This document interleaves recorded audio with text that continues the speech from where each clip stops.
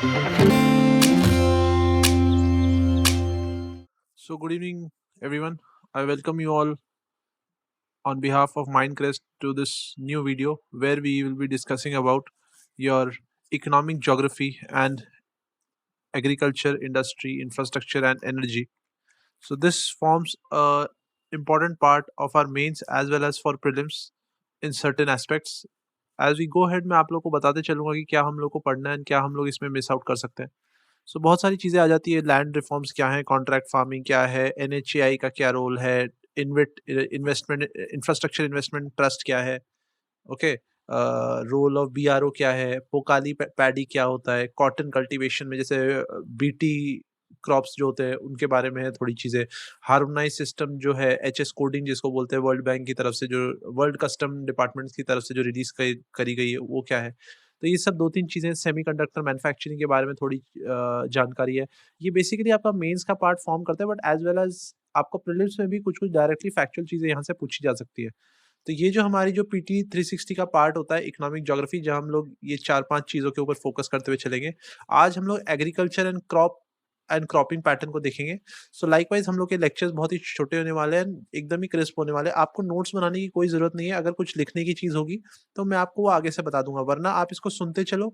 चीज़ों को, जो इम्पोर्टेंट वर्ड्स हैं, उनको बस जॉट डाउन करते रहो. That would be enough. Okay. So without getting delayed, let's get started. तो पहला जो टॉपिक है हम लोग का डिस्कशन का, that is basically about contract farming. तो आप लोग ने कॉन्ट्रैक्ट फार्मिंग के बारे में पढ़ा होगा. ये क्या होता है basically? It's based on pre harvest agreement between buyers and producers. तो सिंपली सेइंग क्या होता है, आज के दिन में मेरे पास एक लैंड है जहाँ पे मैं राइस उगाता हूँ. अब मुझे पता नहीं राइस मेरी फसल कैसी होगी, मतलब औरों की फसल कैसी होगी, टेम्परेचर कैसा होगा, क्या मेरे को रेट्स मिलेंगे उस समय. तो बहुत सारे मल्टीपल फैक्टर्स होते हैं डिपेंडिंग ऑन कि मैं कितना राइस कल्टीवेट करूंगा और मेरा कितना प्रॉफिट मार्जिन होगा. तो उसी के चलते हुए जो बायर्स एंड सेलर्स हैं, दोनों अपने आप को एक सेफ जोन में रखने के लिए एक कॉन्सेप्ट ऑफ हेजिंग को यूज करते हैं. हेजिंग को, तो बेसिकली एक तरह का रिस्क अवर्शन प्रोसेस है जहां पे आप अपने रिस्क को मिनिमाइज करते हो ताकि आप एक इक्विलिब्रियम लेवल ऑफ स्टेट में रहो. अब क्या होगा, बेसिकली मेरे पास लैंड है. मैं यहाँ पे सपोज 2021 की मेरी कल्टीवेशन खत्म हो गई है, मैं 2022 के लिए कल्टीवेट करने वाला हूँ राइस. तो मैं क्या करूंगा, डिपेंडिंग ऑन कि मेरे को किस टाइप के रेट्स मिलने वाले हैं, मैं एक अग्रीमेंट में चला जाऊंगा between the with the buyer, me being the seller और the producer. I will go in a contract with the buyer and say that मैं बायर को बोलूंगा कि सर मैं आपको 10 क्विंटल राइस दूंगा at the rate 20 rupees per KG. 20 rupees per KG के हिसाब से मैं आपको राइस दूंगा, या 20 रुपीज पर क्विंटल के हिसाब से मैं आपको राइस दूंगा, for making things more easier for you. So 10 quintal rice मैं प्रोड्यूस कर रहा हूँ, 20 रुपए पर क्विंटल के हिसाब से मैं आपको दे रहा हूँ. तो कितना हो गया आपको? 200 रुपए मेरी कमाई होगी. ओके. और इसमें मेरा अपना सारा कॉस्ट ऑफ प्रोडक्शन सब कुछ जोड़ के मैं ये चीज बता रहा हूँ. जो बायर है उसको भी पता है कि ठीक है, मेरे को आज से 5 महीने बाद 200 रुपए पर क्विंटल में राइस मिलने वाला है, तब मैं जाके इसको 240 रुपीज या 230, जितना भी मैं अपना प्रॉफिट मार्जिन रखना चाहूँ मैं वो कर सकता हूँ. तो दोनों में क्या हुआ, अब इन दोनों ने अपना एक तरह का रिस्क को अवर्ट कर लिया. अगर सपोज ऐसी कोई सिचुएशन क्रिएट हो जाती कि एकदम ही भूचाल आ गया है, एकदम ही फेमाइन टाइप की एक सिचुएशन आ गई है जहाँ पे खाने का प्रोडक्शन बहुत ही गिर गया है एंड लोगों की डिमांड तो उतनी है, तो क्या होगा, जो प्राइस ऑफ जो राइस जो ये प्रोड्यूस किया था मैंने, इसकी दाम ड्रास्टिकली बढ़ जाएगी. सो इसमें क्या होगा कि जो बायर है, he will be in a difficult position to buy that rice later on if the agreement is not there. Same goes for the producer और the farmer who is going to produce this thing, that बहुत सारा amount of rice cultivation हो गया क्योंकि weather conditions अच्छी थी, seeds अच्छी आ गई, कोइंसिडेंटली मैंने इरिगेशन अच्छा कर दिया, तो मेरे जैसे जितने भी फार्मर्स थे सबका प्रोडक्शन अच्छा हो गया. तो जब ये चीज हो गई तो जो राइस की प्रोडक्शन थी वो मल्टीपल टाइम्स बढ़ गई. अब क्योंकि जो क्वांटिटी प्रोड्यूस्ड है वो मल्टीपल टाइम्स बढ़ गई, तो लॉजिकल सी बात है उसका प्राइस गिर जाएगा मार्केट में. और जैसी प्राइस गिर जाएगा तो जो मैंने अगर मैंने इस तरह का कोई एग्रीमेंट नहीं किया होता, तो सपोज मेरा जो कॉस्ट ऑफ प्रोडक्शन से सपोज 160 रुपीज था, क्योंकि आज के दिन में मल्टीपल या बहुत सारा राइस है मार्केट में, तो मेरे को अपना राइस सस्ते दाम में बेचना पड़ेगा.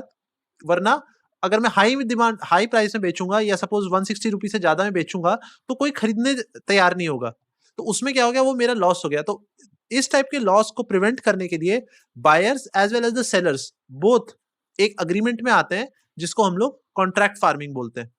ये एक बेसिकली मैं जब आपको सिंपली समझाऊं तो it is based on a pre harvest agreement, जिसको हम लोग फॉरवर्ड कॉन्ट्रैक्ट्स भी बोलते हैं, कि फॉरवर्ड में आगे जाके हम लोग इसको निभाएंगे between buyers such as food processing units and exporters and producers. जो प्रोड्यूस कर रहा है, फार्मर्स हो गया, फार्मर ऑर्गेनाइजेशन हो गई, तो ये दोनों कॉन्ट्रैक्ट कर लेते हैं कि आज से 6 महीने बाद 20 क्विंटल राइस हम 10 क्विंटल राइस हम आपको 20 रुपए में देंगे। तो जब 6 महीना हो जाएगा, जब मैं राइस दूंगा तो मेरे को जो भी प्राइस है वो अकॉर्डिंगली मिल जाएगा। तो दोनों इस सिचुएशन में buyers as well as seller अपना लॉस को मिनिमाइज करने की कोशिश कर रहे हैं। अब इतना ही है कॉन्ट्रैक्ट फार्मिंग में। इससे कॉन्ट्रैक्ट फार्मिंग के अंदर हेजिंग का ही कॉन्सेप्ट है। ये बेसिकली हेजिंग हम लोग करते हैं स्टॉक मार्केट में, या फिर जब हम लोग बॉन्ड्स एंड बॉन्ड्स के बीच में ट्रेड करते हैं, तो उस समय ये हेजिंग का कॉन्सेप्ट यूज होता है। तो hedging is basically nothing but contract farming. आगे जब हम लोग चलते हैं, नोट हम लोग क्या करना है, तो कॉन्ट्रैक्ट फार्मिंग जो वो है कॉन्करेंट लिस्ट में आता है। तो आपको पता होगा 7th शेड्यूल में हमारी 3 लिस्ट आती हैं, union list, state list and the concurrent list. तो कॉन्ट्रैक्ट फार्मिंग के बारे में कॉन्करेंट लिस्ट में लिखा है। हाउएवर जो टर्म एग्रीकल्चर है, कॉन्ट्रैक्ट फार्मिंग कॉन्करेंट लिस्ट में है, मगर जो एग्रीकल्चर है ये स्टेट लिस्ट में। तो दिस बिकम्स इंपॉर्टेंट, आप इसको नोट डाउन करके रख लीजिए। तो कंफ्यूज मत होइए, कॉन्ट्रैक्ट फार्मिंग एग्रीकल्चर में कॉन्करेंट लिस्ट में आता है एंड एग्रीकल्चर आपका स्टेट लिस्ट में आता है। आगे चलते हैं, rights to fair compensation and transparency in land acquisition and rehabilitation and resettlement act 2013। तो एक एक्ट पास करी गई थी, ये क्या बोलती है, बेसिकली प्रोवाइड कराती है फॉर लैंड अक्वायर करने के लिए एंड रिहेबिलिटेट करने के लिए एंड रीसेटलमेंट करने के लिए। तो आज के दिन में आपको पता होगा गवर्नमेंट क्या करती है, अपने सपोज उनको अपनी रोड्स को चौड़ी करना होता है, तो सपोज यहाँ पे कोई फार्म है तो उसको भी अक्वायर कर लेगी एंड वो इतनी बड़ी रोड हो जाएगी। फिर तो जब ये रोड को अक्वायर कर रही है गवर्नमेंट फ्रॉम द फार्मर, तो उसको राइट अमाउंट ऑफ कॉम्पनसेशन देना जरूरी हो जाता है। उसको राइट अमाउंट ऑफ जितना भी उसका लैंड अक्वायर किया उसके हिसाब से पैसा देना, उसको रीसेटल करना कोई दूसरे प्रोफेशन में, वो सब जरूरी होता है। तो उसी को मद्देनजर रखते हुए गवर्नमेंट ने ये एक्ट पास किया था, जो इस प्रोसेस को, लैंड अक्वायरिंग की और रीसेटलिंग ऑफ फार्मर्स की प्रोसेस को थोड़ा सा क्रोनोलॉजिकली पुट अप कर देता है, या एक तरीके से रख देता है। तो it provided for land acquisition and rehabilitation and resettlement, it replaced land acquisition act. तो इसने ये वाली एक्ट ने किसको रिप्लेस किया था, लैंड एक्विजिशन एक्ट 1894 को। तो अब प्रोसेस ऑफ लैंड एक्विजिशन में क्या क्या आता है वो देख लेते हैं। तो जब सरकार लैंड को अक्वायर करती है तो क्या क्या देखना पड़ता है, सोशल इंपैक्ट असेसमेंट। तो अभी हम लोग ये वाली लैंड अक्वायर करेंगे तो इससे कितना सोशल इंपैक्ट पड़ेगा, कितने फार्मर्स की लैंड हम अक्वायर करें तो उनकी सोसाइटी पे, उनकी सोशल सर्कमस्टांसेस पे क्या अफेक्ट पड़ेगा। Preliminary notification स्टेटिंग intent for acquisition की एक नोटिफिकेशन जारी करेंगे कि हमारा ये इंटेंट है इस लैंड को अक्वायर करने का। डिक्लेरेशन ऑफ एक्विजिशन, तो अभी हम लोगों ने डिक्लेयर कर दिया। And last but not the least, compensation की, अगर हमने आपके 2 कट्ठा लैंड को या 2 बीघा लैंड को या 2 स्क्वायर किलोमीटर लैंड को अक्वायर किया तो इस हिसाब से मार्केट रेट पे आपको पैसे दिए जाएंगे। Compensation must be up to 4 and 2 times of the market value in rural and urban areas respectively। तो कहने का मतलब है रूरल एरियाज में जो भी लैंड की वैल्यू उसका आपको 4 टाइम्स मिलेगा, यानी कि अगर आपकी मार्केट वैल्यू के हिसाब से 100 रुपए की दाम है आपकी लैंड का, तो आपको 400 रुपए मिलेंगे। एंड अर्बन एरिया के हिसाब से आपको टू टाइम्स मिलेगा, यानी कि 200 रुपीज मिलेंगे। तो आप सोचो, मार्केट एरिया से आपको 2 टाइम ज्यादा मिल रहा है कॉम्पेंसेशन। तो इसमें इतना कुछ जानने का जरूरत नहीं है, बट यही है कि बता रखा है कि कैसे लैंड को अक्वायर करते हैं, कैसे रिहेबिलिटेट करते हैं फार्मर को, और कैसे उसको अक्वायर कर कॉम्पेंसेट करते हैं, इसके बारे में बात कर रखी है। अब आगे आते हैं तीसरा कॉन्सेप्ट जिसके बारे में हम लोग बात करने वाले हैं, दैट इज लैंड पूलिंग। तो लैंड पूलिंग के बारे में जब यहाँ पे लिखा हुआ है तो आप देख सकते हो क्या लिखा हुआ है, a group of landowners pool their land and hand it over to agency for development of infrastructure projects. तो क्या हुआ, मेरे पास भी एक लैंड है, मेरे दोस्त के पास भी वाली लैंड है यहाँ पे, और एक मेरे दोस्त के पास भी लैंड है। तो हम लोग तीनों ने क्या किया, और यहाँ से एक हाईवे चल रहा है, तो हम लोग ने क्या किया, अपनी लैंड को, हम लोग ने ओनर्स ने क्या किया, अपनी लैंड को पूल इन कर दिया एक साथ, एंड इंफ्रास्ट्रक्चरल अथॉरिटीज को दे दिया कि आप यहाँ पे कुछ भी बड़ा प्रोजेक्ट बना दो। या तो रोडवेज का यहाँ पे रास्ते में एक हाईवे को एक्सटेंड कर सकते हैं, या कोई एक कमर्शियल एरिया में, सपोज मेरे पास लैंड है सिटी के अंदर, तो 3 जनों ने मिलकर ये प्रोजेक्ट किसी प्राइवेट ओनर को भी दे दिया, और उसने फिर यहाँ पे किसी तरह की बिल्डिंग खड़ी कर दी, एंड जो कॉम्पनसेशन था इन तीनों ओनर्स के बीच में थोड़ा थोड़ा बांट दिया, बाकी खुद रख लिया। तो that is basically land pool कर देना। After the development of land, the agency redistribute the land after deducting some portions of compensation toward the infrastructure cost. तो वही जो मैंने आपको बताया generally people who are part of their land parcels get 60 to 70% of their holding back. तो जो भी land owners है उनको 60-70% मिल जाता है इस लैंड का, ऑल्दो उन्होंने डेवलप नहीं किया, मगर 60-70% ऑफ जो भी प्रोजेक्ट वहां पे आएगा उसका परसेंटेज उनको मिल जाएगा, एंड बाकी जो बिल्डर है वो अपने काम के लिए यूज कर सकता है। This method is use in Delhi, Gujarat, Andhra Pradesh, Maharashtra. So nothing much to know, इतना कुछ जानने की जरूरत नहीं है। बस लैंड पूलिंग मतलब लैंड को पूल करके हम लोग एग्रीकल्चर कर सकते हैं, उसमें इंफ्रास्ट्रक्चर प्रोजेक्ट्स डेवलप कर सकते हैं, उसको हाईवेज गवर्नमेंट अथॉरिटीज को दे सकते हैं हाईवेज बनाने के लिए, मल्टीपल काम कर सकते हैं। अब हम लोग आते हैं लैंड लीजिंग पे।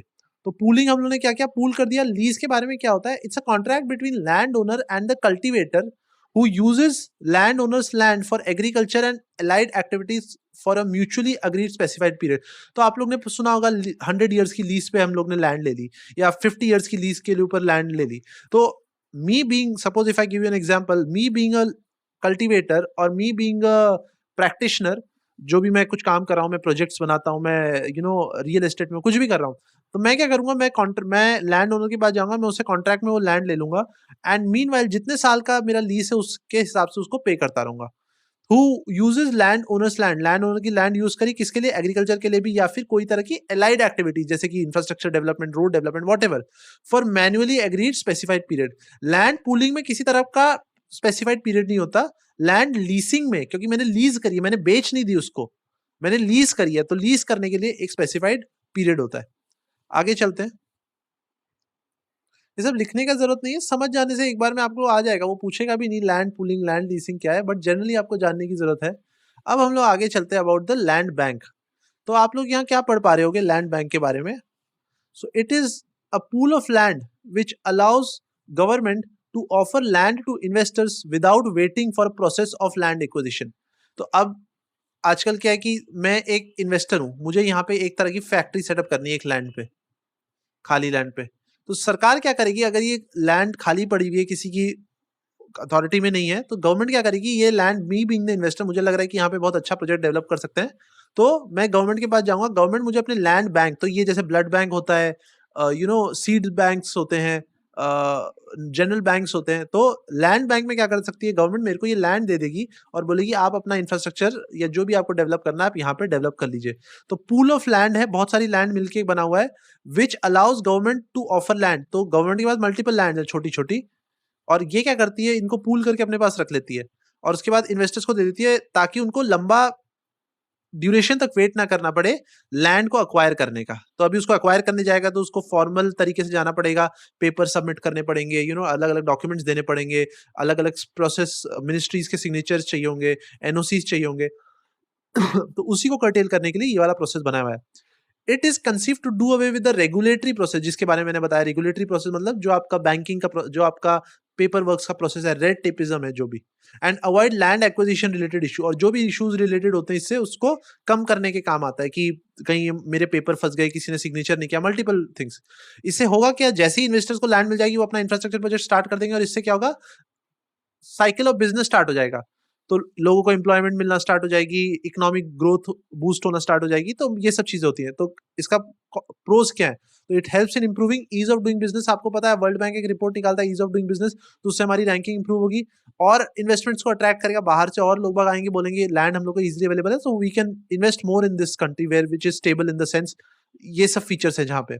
Prevent distress sale of land by farmers. तो एक और काम क्या करती है, जो भी डिस्ट्रेस सेल है, अगर मैंने फार्मर ने किसी तरह का पैसा उठाया और वो गवर्नमेंट को लौटा नहीं पाया, किसी मनी लेंडर को लौटा नहीं पाया, तो उसको क्या होता है, उसकी लैंड को बेच के पैसा निकाल लिया जाता है। अब क्या होगा, क्योंकि अब वहां पे इन्वेस्टमेंट होना स्टार्ट हो गई है, तो जो भी पैसा आएगा वो फार्मर को भी एक सर्टेन परसेंटेज मिलेगा, एंड ये जो लैंड है ये भी इसके नाम पे रहेगी, ये किसी और के पास नहीं जाएगी। Getting my point? So very easy, very simple, we move ahead. Next is your crops and cropping pattern. तो द 6 हाईएस्ट कॉटन, अभी हम लोग कॉटन कल्टीवेशन की बात करेंगे, तो ये आप थोड़ा सा इंपॉर्टेंट हो जाता है, ये आप जान के रखिएगा। The 6 highest cotton producing countries R India, USA, China, Brazil, Turkey, Pakistan and Turkey. तो सबसे पहले याद रखना द 6 हाईएस्ट, तो सबसे ऊपर आता है इंडिया, यूएसए, चाइना, ये 3 कंट्री, उसके नाम याद रख लेना कॉटन कल्टीवेशन में कौन है। These countries are exposed to increased climate risk, particularly from wildfire, drought and extreme rainfall। तो अब ये कौन बता रखा है कि हमारी कंट्रीज में क्लाइमेट की वजह से किस टाइप के रिस्क हमारे फार्मर्स को झेलने पड़ रहे हैं। तो पहला क्या रिस्क है, उनको वाइल्ड फायर झेलनी पड़ती है, आपने सुना होगा फॉरेस्ट में या फार्म्स में आग लग गई। ड्राउट, सूखा झेलना पड़ता है, बारिश नहीं आ रही है, एक्सट्रीम रेनफॉल, बहुत ज्यादा फ्लड्स टाइप की सिचुएशन हो गई है। तो ये सारी कंडीशंस इनको झेलनी पड़ती है। बहुत ही सिंपल है, आगे बढ़ते हैं। Next is cotton 2040। तो कॉटन 2040 क्या है? It's a platform that envisages means imagines या फ्यूचर्स के बारे में बात करता है, a sustainable global cotton industry. तो आज के समय हम लोग को पता होगा कॉटन प्रोड्यूस करने में हम लोग को बहुत सारा पानी, बहुत सारा अलग रिसोर्सेज, मैन्योर, फर्टिलाइजर्स चाहिए होता है। तो कॉटन 2040 क्या एक प्लेटफॉर्म है जो बोलता है कि आगे जाके हम लोग सस्टेनेबल ग्लोबल कॉटन इंडस्ट्रीज बनाएंगे। It brings together leading international brands and retailers, traders, farmers and other stakeholders across value chain। तो इस प्लेटफॉर्म में कौन कौन इन्वॉल्व है? जो बड़े बड़े ब्रांड्स हैं जो कॉटन की से प्रोडक्ट्स बनाते हैं, T shirt, shirts, clothings, textiles, multiple things. उसके ट्रेडर्स जो इसमें ट्रेड करते हैं, फार्मर जो इसको प्रोड्यूस करते हैं, और भी बहुत सारे गवर्नमेंट ब्यूरोक्रेट्स। तो इनका मिला के एक समूह मिला के एक ऑर्गेनाइजेशन या एक प्लेटफॉर्म बना है जिसको हम लोग कॉटन 2040 बोलते हैं। और ये बेसिकली बात करता है सस्टेनेबल ग्लोबल कॉटन इंडस्ट्री की। It facilitated bye forum for the future, a leading international sustainability non profit. तो इसको फैसिलिटेट किसने किया था? इसकी डेवलपमेंट में इसको मदद किसने करी थी सेटअप करने में? एक ऑर्गेनाइजेशन, इसका नाम है forum for future. Not required, आप छोड़ सकते हैं इसे। अब ये जो कस्तूरी कॉटन है, this becomes again very important. Why? Because it is India's first premium cotton and इसको बोला गया है Kasturi cotton in the world cotton trade.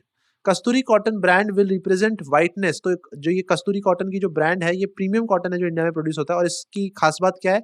ये बहुत ही ज्यादा वाइट है, इसमें ब्राइटनेस बहुत ज्यादा है, सॉफ्ट बहुत है, प्योर है, लस्चर है, मतलब कि थोड़ा शाइन करता है, यूनिक है, एंड इंडियननेस यानी कि इंडिया में प्रोड्यूस होता है। India is the second largest cotton producer and largest consumer of cotton in the world. So first is your China and second में आता है आपका India, again becomes an important, so you can write this line down for your prelims and about this Kasturi cotton. India grows all 4 species of cultivated cotton. तो चारों तरीके की जो cottons होते हैं इंडिया उसको प्रोड्यूस करता है। तो क्या क्या चारों तरह की? तो ये नाम आपको याद नहीं रखने, बस देख लीजिएगा कितने तरह की कॉटन कल्टीवेट किए जाते हैं। तो 4 तरह के कॉटन्स कल्टीवेट किए जाते हैं, ये चीज आप ध्यान रखिएगा। Next is your operation greens. Very very very important. इसके बारे में प्रीलिम्स में भी पूछ सकता है, आपको कोई और एग्जाम्स में भी पूछ सकता है। तो they can ask what is operation greens related to. तो operation green is to stabilise the supply of tomato, onion, potato crops and to ensure availability of it without price volatility. तो आपको पता होगा कभी सूखा पड़ गया, कभी बाढ़ आ गई, तो प्राइसेस ऑफ ये जो जनरल वेजिटेबल्स हैं ये बहुत ज्यादा बढ़ जाते हैं। कभी कभी अच्छी प्रोडक्शन हो गई तो बहुत ज्यादा इनकी प्राइस गिर भी जाते हैं। तो एक स्टेबिलिटी मेंटेन नहीं हो पाती। और ये हमारा एक स्टेपल वेजिटेबल है, जैसे कि टमाटो हो गया, टमाटर, अनियन, प्याज और आलू, ये बहुत ही स्टेबल डाइट है इंडिया की जरूरत ही चाहिए सबको। आप कोई भी सब्जी बनाओ, कुछ भी बनाओ, तो आपको ये बेसिक चीजें तो चाहिए। तो इसी प्राइस की इंस्टेबिलिटी को हटाने के लिए और इंश्योर करने के लिए कि इसकी अवेलेबिलिटी हमेशा रहे, ज्यादा प्राइस वॉलेटाइल ऊपर नीचे ना जाता रहे, एक ऑपरेशन ग्रीन लॉन्च किया था। किसने? नेफेड ने, national agriculture cooperative market federation of India limited. और आज के दिन में इसमें और भी बहुत सारे क्रॉप्स को जोड़ दिया है। You getting my point? तो पहले तो ये 3 क्रॉप्स के साथ ही जोड़ स्टार्ट किया था, टमाटो, अनियन, पोटैटो, मगर आज के दिन में इसके साथ और भी कई सारे क्रॉप्स जुड़ गए। अब पूसा अरहर 16 क्या है? बेसिकली एक ये हाई यील्डिंग पिजन पी है। तो आपको छोटी पीस के बारे में पता होगा, अलग अलग टाइप के, जैसे आप छोले खाते हैं, राजमा खाते हैं, तो ये सारी एक टाइप की पीस होते हैं। तो ये जो पूसा अरहर 16 है, इसके बारे में भी आप जान सकते हैं। ये एक हाई यील्ड है, एक तरह का वेरिएंट है किसका? पिजन पी का। HD 3226 क्या है? ये पूसा यशस्वी है। ये भी एक नई हाई यील्ड तरह की वीट की वैरायटी है। वीट मतलब गेहूं की वैरायटी है, जिसको हम लोग HD 3226 या पूसा यशस्वी भी बोलते हैं। तो ये भी याद रखिएगा। Made by IARI, Indian agriculture research institute ने इसको बनाया है। It also has higher content of protein and gluten and zinc. तो इसमें खास बात क्या है? इसके अंदर प्रोटीन, ग्लूटेन, जिंक अच्छी मात्रा में अवेलेबल है। अब पोकाली पैडी पे आ जाते हैं फटाफट। पोकाली पैडी क्या है? एक तरह का, इसके बारे में पूछा भी था आई थिंक यूपीएससी के प्रीलिम्स में 2020 में। सो एक सॉल्ट वाटर टॉलरेंट पैडी है इन कोस्टल एरियाज या कोस्टल फील्ड्स ऑफ केरला। ये कौन? तो सॉल्ट टॉलरेंट है, मतलब ये खारे पानी को टॉलरेट करके भी आप इसको ग्रो कर सकते हो। और कहाँ पे? कोस्टल फील्ड्स में। कहाँ की? केरला की अल्पुजा, इरनकुलम, थिसुर डिस्ट्रिक्ट, ये सारी डिस्ट्रिक्ट में मिलता है। It is a method of rice fish rotational cultivation practice. तो एक तरह का मेथड है जहां पे आप rice fish rotational cultivation practice को यूज करके कोस्टल एरियाज में इसको प्रोड्यूस कर सकते हो। It is a single season paddy, एक सीजन में प्रोड्यूस होता है जून टू नवंबर में, अगले साल दोबारा जून टू नवंबर में इसकी खेती होगी, followed by a season of fish farming. After the harvest paddy stubble in fields act as a food and shelter for shrimp and small fish. तो जब ये पैडी कि जो छोटे छोटे, आपने ऊपर वाला तो पैडी निकाल लिया जो एक्चुअल व्हीट है, एंड जो इसके नीचे जो स्टबल जो बच जाती है जो पंजाब में, जिसकी वजह से जिसको जलाने से दिल्ली में पोल्यूशन बहुत ज्यादा हो रहा है, तो क्या होता है ये वाला जो स्टबल जो बच जाती है ये एक तरह का शेल्टर और फूड की तरह काम करता है, किसके लिए? छोटी छोटी मछलियों और श्रिम्स के लिए। और इसको और एक इंपॉर्टेंट चीज है, इसको जीआई टैग भी मिला हुआ है। ओके, अब हम लोग आगे देखेंगे एग्रीकल्चर इनपुट्स के बारे में, बट ये हमारे नेक्स्ट लेक्चर में आएगा। मैं लेक्चर्स को बड़े नहीं रखना चाहता, जितने छोटे लेक्चर्स होंगे उतना ही आपका इंटरेस्ट भी बना रहेगा पढ़ने का और उतना ही आपको चीजें समझ में भी आने लगेंगी। सो आज के साथ आज की क्लास यहीं पे खत्म करते हैं। लेक्चर्स अपलोड होते रहेंगे मल्टीपल मल्टीपल, एक के बाद एक, बट आपको जैसे ठीक लगे आपकी अपनी विश के अकॉर्डिंग आप इनको देख सकते हो एंड अपनी पढ़ाई कर सकते हो।